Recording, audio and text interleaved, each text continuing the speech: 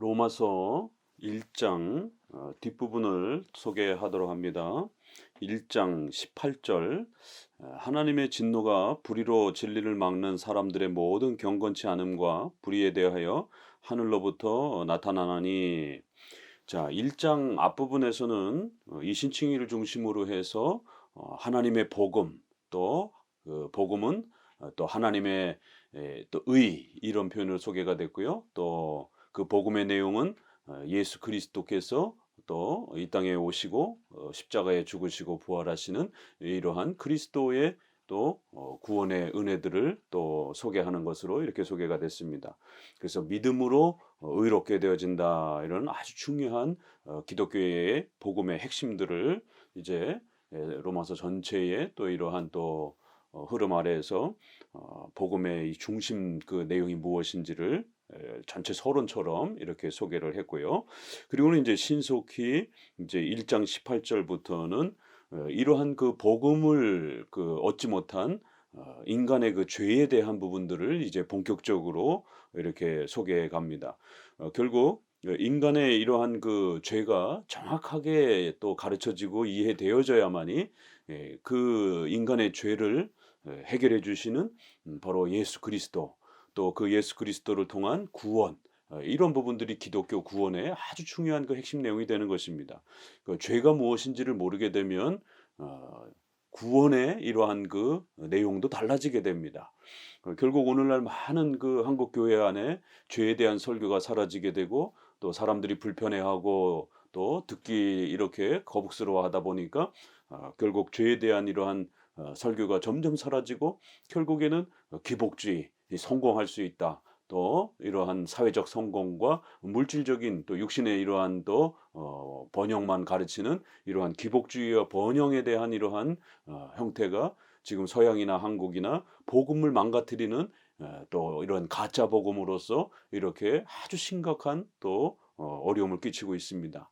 또 한편으로는 이 죄에 대한 정의가 정확하게 무엇인지 정의가 안 되다 보니까, 가르쳐지지 않다 보니까 결국 그 죄의 본질과 정의를 사회적 정의라든가 또 이러한 인권, 또 이런 독재의 이런 아픔, 이런 부분들도 물론 이제 죄의 그러한 하나의 모습들이지만, 그러나 그건 죄의 결과와 열매들이지 성경이 말하고자 하는 죄의 본질, 그래서 그 죄를 해결해 주시고 구원의 이러한 부분들을 주신다라고 했을 때 사회복지국가를 약속하고 또 인권의 정의와 평등을 약속하는 게 기독교 복음의 핵심이 아닌 것입니다.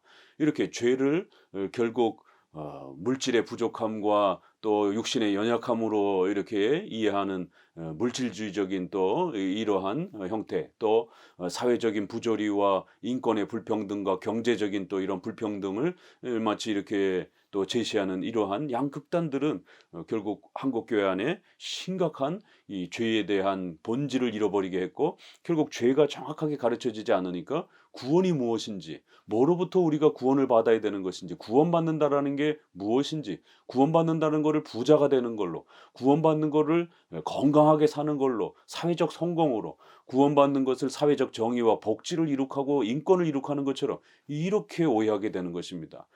결국 예수님은 그렇기 때문에 사회적인 그러한 정의를 이룩하는 그런 정치 리더처럼, 무슨 경제적인 그러한 그 회사 사장처럼, 또 아니면은 물질적인 이런 번영을 이룩하는 이러한 자처럼 그렇게 그리스도의 중보 사역을 또 곡해하게 되는 것입니다.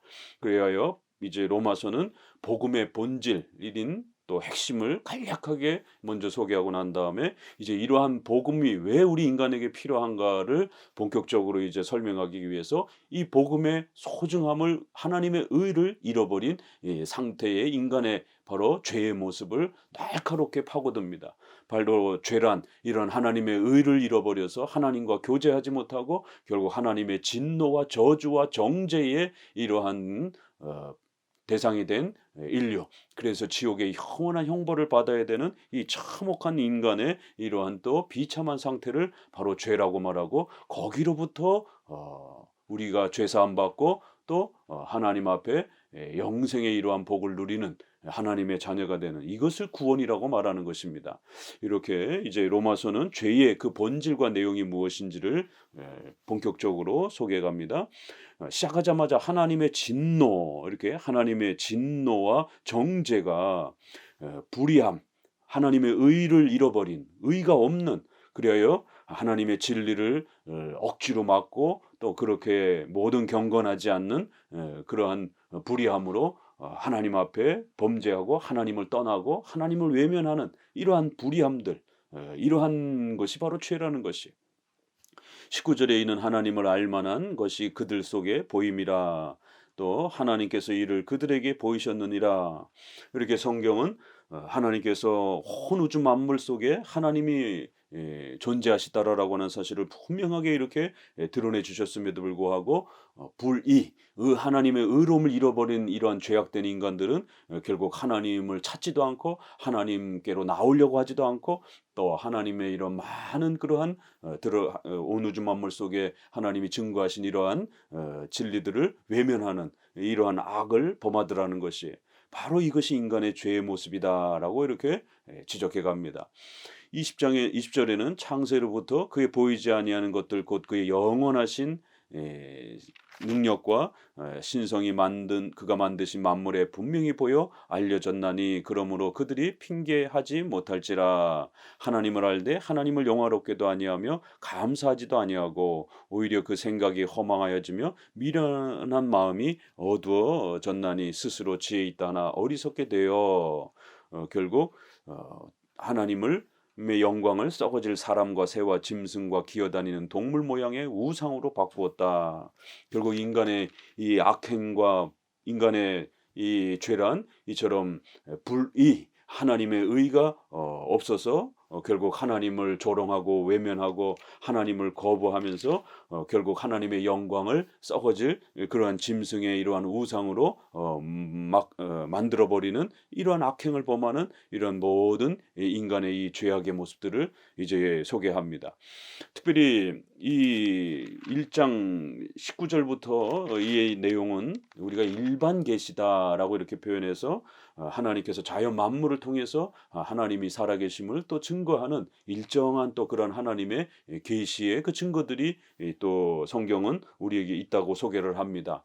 그렇기 때문에 결코 하나님이 우리에게 하나님 자신을 드러내지 않아서 나와 하나님을 믿지 않았다, 하나님을 몰랐다 이렇게 핑계할 수 없을 정도로 하나님께서는 온 우주 만물 자연 속에 또 하나님이 살아계시다라고 하는 그 정도는 충분히 우리에게 알려주시고 또 그렇게 드러내 주셨다라는 겁니다. 그래서 결코 우리가 하나님을 몰랐다라고 핑계할 수 없도록 그렇게 하나님은 적극적으로 자연 만물 속에서 또 하나님 자신의 신성과 능력을 드러내 주셨다라고 말합니다.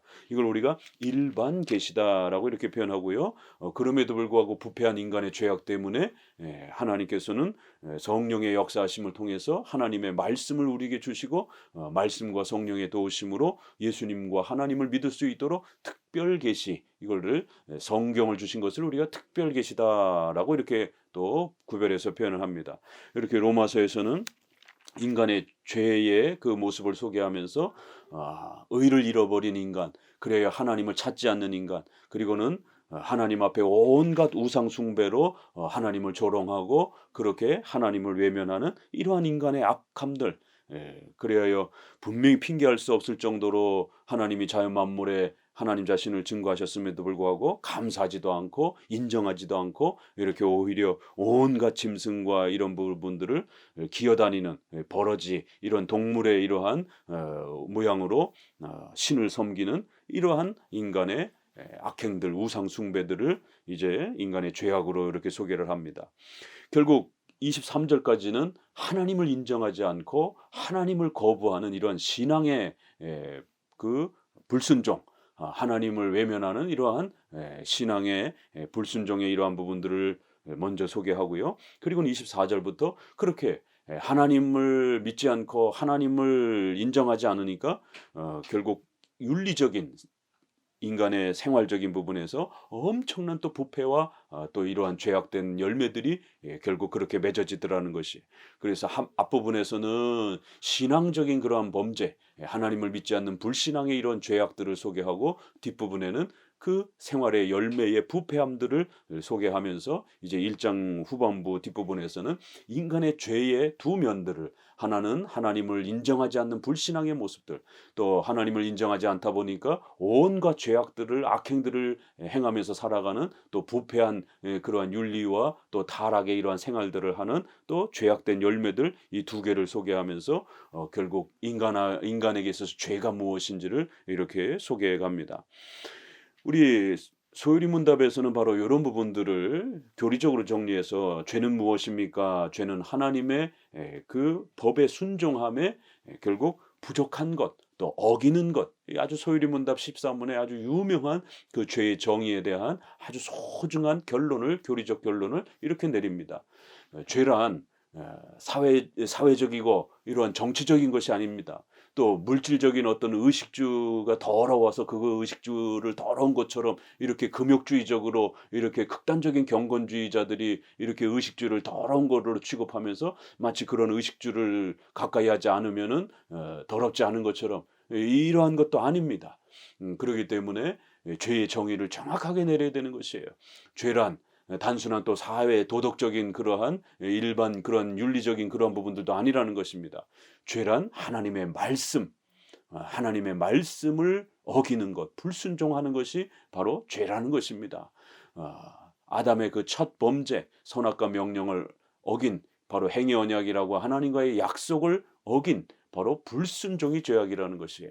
바로 이런 언약 관계, 약속 관계에서 하나님과의 그 약속을 깨트린 것이 죄의 본질이지, 죄란 의식주와 관련된 것도 아니요, 또 사회적인 어떤 도덕 단순한 윤리도 아니요, 또 사회 정치적인 어떤 이런 불평등과 또 이러한 소외도 죄의 본질이 아니라는 것입니다. 죄란 바로 하나님과의 약속, 하나님의 명령, 하나님의 말씀을 거역하고 어긴 것, 바로 하나님과의 관계 속에서, 하나님과의 도덕적이고 인격적인 그 하나님과의 관계 속에서 발생이 되어지는 바로 그러한 성경의 이러한 원리 아래서 이해해야 하지, 이거를 사회적인 이러한 부분으로 이해하면 안 되는 것입니다.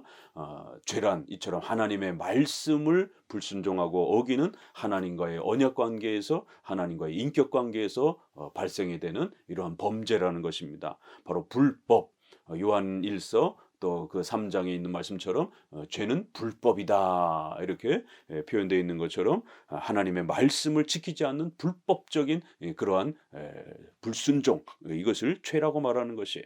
로마서 1장은 이처럼 이렇게 하나님 앞에 하나님을 인정하지 않고, 또 하나님을 또 예배하지 않고, 또 하나님의 명령에 순종하지 않는, 그래야 하나님을 우상 숭배처럼 이렇게 섬기면서 하나님을 조롱하고 하나님을 외면하는, 그래야 그 결과 수많은 또 윤리적인 타락과 악을 일삼는 바로 이러한 인간의 모습을 바로 죄의 본질로 이렇게 소개를 하는 것입니다. 자, 24절에도 보니까 그러므로 하나님께서 그들을 마음의 정욕대로 더러움에 내버려 두사 그들의 몸을 서로 욕되게 하게 하셨으니, 이는 그들이 하나님의 진리를 거짓 것으로 바꾸어 피조물을 조물주보다 더 경배하고 섬김이라. 예, 이제 본격적으로 윤리적인 그런 타락도 소개를 하는데요. 그거는 이제 조금 26절부터 본격적으로 소개가 되고, 여기는 조금 더 한 번 더 하나님의 진리, 말씀을 거짓 것으로 이렇게 남용하고, 또 하나님의 말씀, 진리를 지키지 않는, 또 그리하여 피조물을 조물주보다 더 섬기는, 바로 하나님을 외면하는 것, 하나님을 인정하지 않는 것, 바로 이것이 죄의 본질이라는 것이. 그래야 그 결과 하나님은 그들의 악한 마음과 정욕대로 그들의 마음을 그냥 내버려 두셨다라는 것이. 내버려 둔다, 이런 표현이 이제 로마서 1장에 3번이나 반복이 되면서 아주 중요한 그러한 의미로서 소개가 되어집니다. 이렇게 하나님께서는 더 이상 은혜와 자비를 베풀어 주시지 아니하시고, 그 베풀어 주시던 자비를 중단하시고 그렇게 멈춰 버리니까 인간은 신속한 그런 죄악의 악함 속에 더 빠져들더라는 것이에요. 그래요. 결국 하나님을 섬기지 않고 하나님을 경배하지 않는 이 심각한 신앙의 불신앙의 타락이 결국 죄의 모습으로 드러납니다. 그리고는 그 열매로서 가장 제일 먼저 소개되어지는 것은 이렇게 동성애와 관련된 남자와 남자가, 여자가 여자를 이렇게 성적으로 그렇게 탐욕을 행하는 정욕을 행하는 이러한 동성애적인 성적 타락이 가장 무서운 죄악으로 이렇게 소개가 됩니다. 물론 뒷부분에도 보게 되면 여러 십계명과 관련된 윤리적 범죄들이 소개되지만 로마서 1장은 가장 심각한 범죄로서 동성애와 같은 이런 성적 타락을 가장 무섭게 소개하고 있는 것을 보게 됩니다. 26절에 이 때문에 하나님께서 그들을 부끄러운 욕심에 내버려 두셨으니 곧 그들의 여자들도 순리대로 쓸 것을 바꾸어 영리로 쓰며 그와 같이 남자들도 순리대로 여자 쓰기를 버리고 서로 향하여 음욕을 불릴 듯하며 남자가 남자와 더불어 부끄러운 일을 행하고 그들의 그릇 때문에 상당한 보응을 그들 자신에게 받았다. 이렇게 많은 구절을 어디에다 집중하고 있습니까? 동성애 타락에 대해서 이렇게 집중하는 것을 보게 됩니다. 오늘날 많은 현대 신학자들이 진보주의적 그러한 또 신학자들이 이 구절을 그렇게 또 남용하고 악용해서 마치 이 구절은 동성애를 지적한 게 아닌 것처럼 또 동성애의 어떤 그런 표현이 있다 할지라도 그건 로마 시대에 한정되는 것이지 보편적으로 바울이 지적한 죄가 아닌 것처럼 이렇게 온갖 로마서를 잘못 악용하고 또 잘못 해석하면서 동성애를 인권으로 자꾸 이렇게 오늘날 펼치려고 하는 이러한 진보주의적인 계열의 이러한 그 목회자들의 설교와 해석들이 있습니다. 정말 조심해야 되는 것입니다. 성경은 이처럼 신앙의 이러한 타락이 곧 윤리의 타락으로 넘어갈 때 많은 윤리적 범죄에 앞서서 28절부터 소개되는 윤리의 범죄에 앞서서 동성애와 관련된 성적 타락을 가장 무서운 죄악으로 이렇게 앞에다가 포진시키고 이 동성애적인 이런 성적 타락이 제일 많이 폭발하고 제일 많이 더럽게 인간의 삶을 또 파괴하는 형태로 나타난다는 것을 거듭거듭 경고합니다. 동성애는 절대로 인권도 아니고 또 이거는 사회정의도 아닙니다. 이건 하나님 앞에 벌받을 만한 아주 가증스러운 부패요 타락임을 명심하셔야 됩니다. 신앙이 타락할 때 가장 제일 첫 번째 나타나는 증거로 나타나는 것이 성적 타락이고 그 성적 타락 중에 동성애 타락이 역사 이래로 그 신앙의 타락, 교회의 타락을 증명하는 가장 대표적인 그러한 윤리적 타락임을 성경은 이렇게 경고합니다. 이 순서가 우연한 순서이겠습니까? 인간의 많은 타락이 있지만 경제적인 또 이런 거짓말과 이런 많은 부분들도 있지만 인간의 타락이 폭발되어질 때 그 대표성에 있어서 동성애와 같은 이런 부분들을 마치 죄가 아닌 것처럼 자꾸 사회적으로 이렇게 그것을 무마시키려고 하고 동성애를 이렇게 인권처럼 이렇게 자꾸 그거를 보호하려고 하고 그래서 동성애가 그 사회에 더 창궐해지는 이러한 부분들이 바로 신앙의 타락이 있을 때 제일 먼저 따라오는 사회 윤리적인 타락의 모습으로 로마서는 벌써 이렇게 경고하고 있는 것입니다. 오늘 우리 시대에 지금 동성애를 차별금지법이라고 하는 이러한 악법을 통해 가지고 결국 마치 동성애가 합법적인 인권인 것처럼 제3의 성을 법으로서 이렇게 존중하려고 하는 이런 심각한 일들을 보게 됩니다. 그리고는 그걸 반대하는 목회자와 교회와 성도들을 아주 인권도 모르고 사회적 정의도 이렇게 관심이 없는 아주 독선적인 자들처럼 이렇게 교회를 또 핍박하고 조롱하는 것을 보게 됩니다. 그리고 마치 동성애를 인권으로서 확보하고 또 그렇게 세우면 사회가 건강할 것처럼 아니요. 성경은 우리에게 뭐라고 경고하고 있느냐면 그러한 동성애와 이러한 하나님이 진노하시고 하나님이 싫어하시는 이러한 동성애적 성적 타락을 합법화하고 그걸 전면에다가 인권으로 내세우게 될 때에 결국 국가와 사회는 멸망할 것이다라고 경고합니다. 그것은 신앙의 타락이요 교회의 타락의 증거라라고 이렇게 경고하고 있습니다. 더더구나 오늘날 이런 진보적 영향을 받은 또 개혁주의 목회자들이 이러한 로마서의 해석을 신실하게 해석하지 않고 자기가 좋아하는 정치적인 이러한 또 신념과 이데올로기에 빠져서 결국에는 이러한 진보 정부의 이러한 동성애 합법화에 대한 이러한 시도들에 대해서 침묵하고 여기에 대해서 경고하지 않고 여기에 대해서 비판하지 않는 결국 신앙이 우선입니까? 정치가 우선입니까? 결국 정치가 우리의 신앙을 지배해버리는 이런 심각한 일들을 보게 됩니다.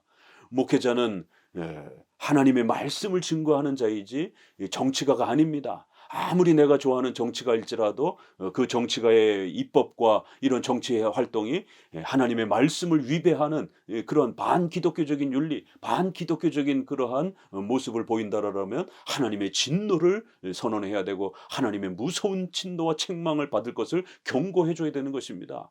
그런데 로마서의 이런 말씀을 침묵하고 오히려 자기가 좋아하는 정치가의 입법 활동이라든가 이런 것들을 오히려 지지하는, 어떻게 목회자가 동성애를 입법화하는 이런 수많은 정치가와 국회의원들을 지지하고 또 그러한 활동에 힘을 실을 수가 있겠습니까?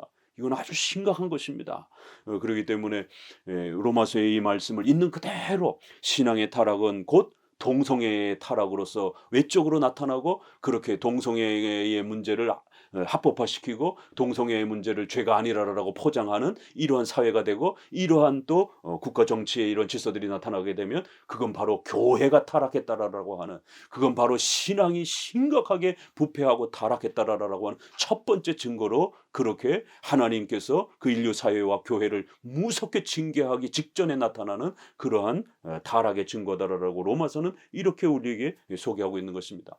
아브라함 카이퍼가 당시의 시대를 하나님의 말씀 아래서 비판하고 책망할 때도 이 로마서 순서를 그렇게 지금 말씀하신 것처럼 그렇게 순서를 따라서 소개하면서 결국 우리 사회가 얼마큼 타락했는지, 또 우리 사회, 우리의 또 교회가 얼마큼 타락했는지는 바로 그 사회가 동성애에 대해서 얼마큼 또 세게 비판하는지, 또 아니면 반대로 그 동성애에 대해서 침묵하는지를 통해서 알 수 있다라고, 이렇게 카이퍼의 또 목사님의 3대 칼빈주의자인 카이퍼 목사님의 설교에서도 또 그렇게 이 로마서를 그 사회에다가 기준점으로 또 이렇게 제시를 하기도 합니다.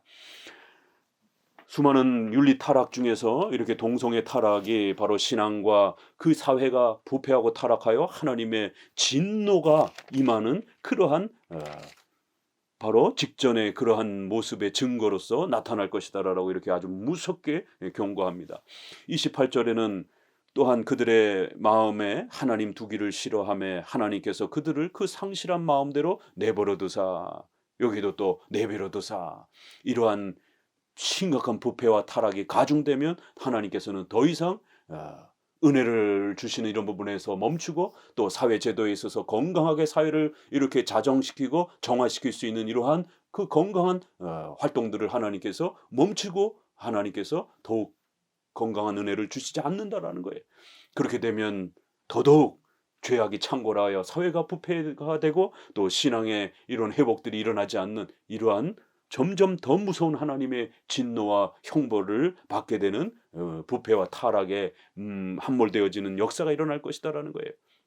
마음의 정욕의 더러움대로 내버려 두사, 24절에, 26절에 그들의 부끄러운 욕심에 내버려 두셨으니, 28절에 하나님을 인정하지 않으니까 그냥 그대로 그들의 악한 마음대로, 상실한 마음대로 내버려 두사.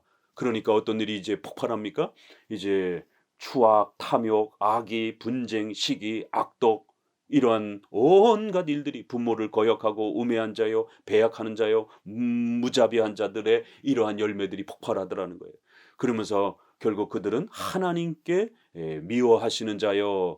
그래서 이 소유격을 어떻게 표현하느냐에 따라서 요 부분을 하나님께서 미워하시는 자요라고 할 때 요거를 목적격으로도 해석할 수도 있고 주격으로도 해석할 수도 있는데요. 하나님을 미워하는 자요, 이렇게 인간편에서 보면 목적격으로 표현할 수도 있고, 또 하나님께 미움을 받는 자요, 이렇게 표현할 수도 있고요. 그래서 하나님께서 미워하는 자요, 이렇게 주격으로도 표현했지만 하나님을 미워하는 인간의 악행을 또 이렇게 표현하기도 합니다. 결국 이러한 모든 악행들이 폭발을 하게 되고, 32절에 그들이 이 같은 일을 행하는 자는 사형에 해당한다고 하나님께서 정하심을 알고도 자기들만 행할 뿐 아니라 또한 그런 일들을 행하는 자들을 옳다 하느니라. 결국 이러한 부패와 악의 결론은 어떻다고요? 이 같은 일을 행하는 자들은 사형, 죽음에 처한다라는 겁니다. 1장은 이렇게 끝이 납니다. 얼마나 무서운 죄론의 결론입니까? 이러한 악행들, 윤리의 이런 범죄와 타락들, 또 동성애의 이러한 추악한 타락들, 또 하나님을 인정하지 않고 하나님을 싫어하는 이런 그 마음에 하나님 두기를 싫어하는 이런 불신앙의 이러한 결과들, 이 모든 이러한 범죄들은 결론은 죽음이라는 겁니다.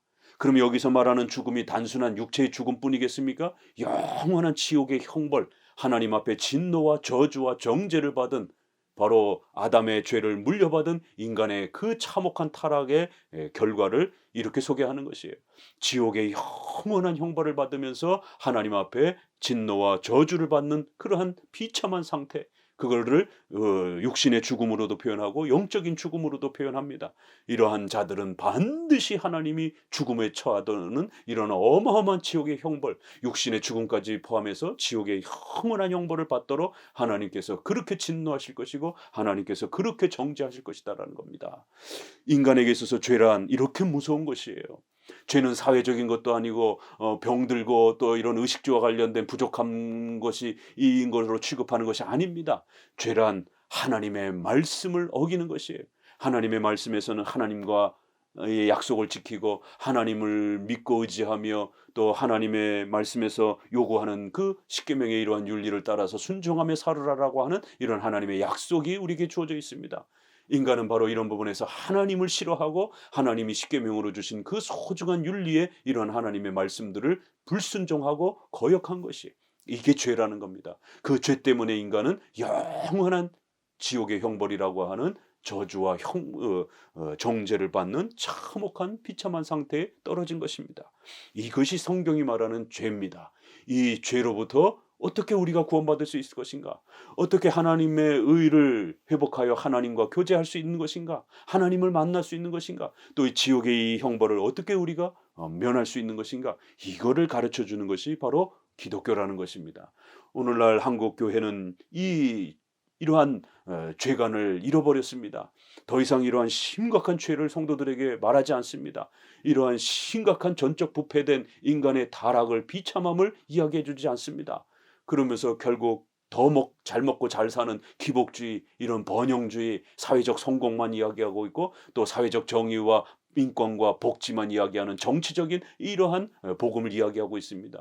기복주의도 문제고 또 이런 정치적 복음도 문제인 것입니다. 성경적 복음이란 바로 우리 인간이 처한 이 죄의 심각함을, 전적으로 부패한 인간의 이 타락을 불편하고 힘들어도 명확하게 가르쳐주고 그 죄를 깨닫고 예수 그리스도를 바라볼 수 있도록 도와주는 것, 이것이 바로 복음적인 설교요, 바로 복음적인 올바른 교회의 사명이라는 사실을 명심하셔야 됩니다. 감사합니다.